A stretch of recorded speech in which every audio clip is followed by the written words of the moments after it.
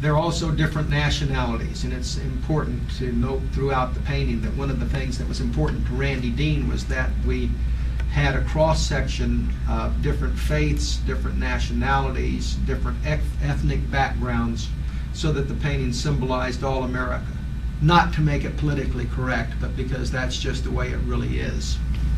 This is a rescue worker, and of course with the flag tied to his helmet. Next to him is a woman who was seen at a service in a church. And above them are more of the victims who survived.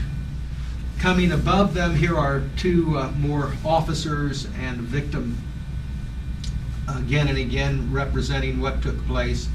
And here is the Catholic priest giving the last rites, who has removed his helmet to do so and will be killed by debris. Again, as Randy and I discussed, the painting symbolizing God, His presence in things, and also symbolizing someone doing their duty and acting in their faith, and in courage and making sacrifice. Next to them,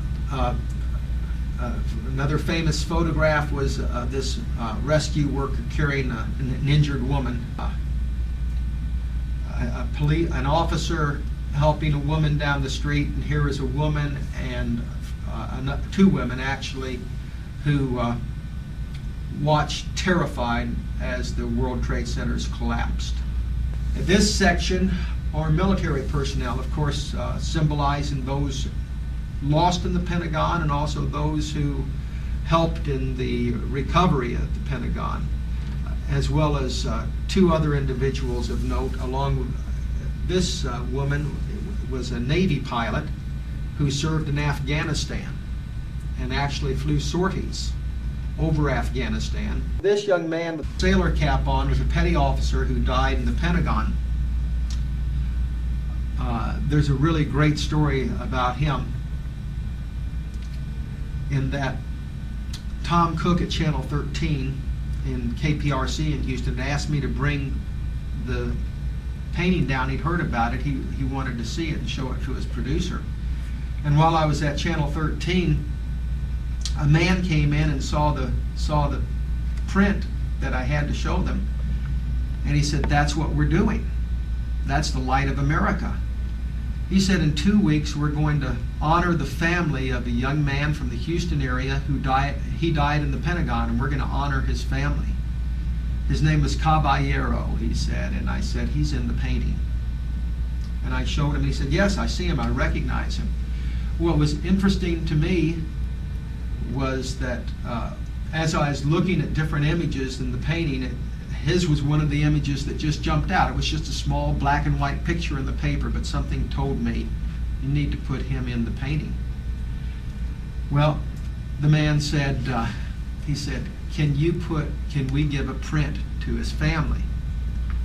And I said, I think we can. When we met the family before the ceremony for the first time,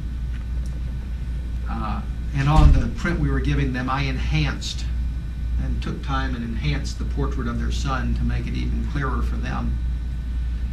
When I saw his mother's face, recognize him in the painting, it was a very special moment for me. Well, we're almost to the end here. We've got a United States postal worker. You can see the symbol of the United States Post Office, of course, who suffered the anthrax attacks. Different individuals seen on the streets of New York, including medical personnel who were ready and willing and trying to help, but there were so few they could help. Another woman seen in a prayer service. And these two girls are two more Texans. They were from Waco. And they're the ones that were held captive in Afghanistan. One of the things Randy Dean asked me to do, he said, "Ken, one of the things I want you to put in the painting is I want someone holding a Bible." And although I had no picture of her holding the Bible, I just had a small shot of her head. I thought it appropriate that she would be the one to be carrying the Bible in the painting. Next to her are two police officers with a rescue dog, and in between them was one of the women who was seen holding photographs and a poster looking for her brother, which was so typical. Again, we couldn't put in everyone, but her mood, her expression seemed to represent them best in my mind. This man is a Sikh, and although not directly involved in the tragedy at any time, is typical of American Muslims, or actually being but different things. You remember there are a lot of people who wore turbans who received persecution, and he's symbolic of them. So some of the tragedy aren't those who were directly involved in the event, but were affected throughout the nation. This man was the friend of someone who said, if I said he's a good friend of mine, he was lost in the trade center, could you include him? Now, we can't include everyone. It's impossible, but in that case we're able to include him. Next to him it was a rescue worker, a nurse actually, with a helmet, who was seen weeping during the recovery effort. Right above her is a police officer, a female officer, helping a woman down the streets of New York during the tragedy. Three other individuals seen running down the streets of New York, holding hands away from the falling towers, and those who emerged from the ashes. Again, as we come up the painting, we can see the trees, the charred trees in Pennsylvania, the ruins from the Trade Center, the Statue of Liberty, and then the Pentagon.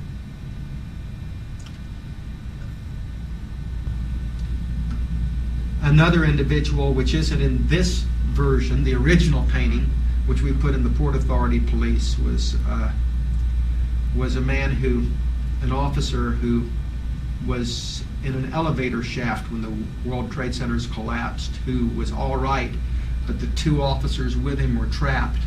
He could have gotten out alive, but he stayed, and they said he was a bull, pulling debris and everything off until he freed his fellow officers, and then another collapse came.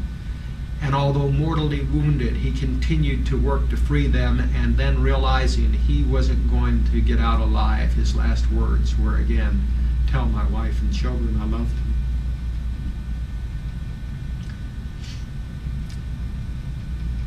It's been a tremendous privilege to do a painting that might be of some worth to some of the survivors of men like that.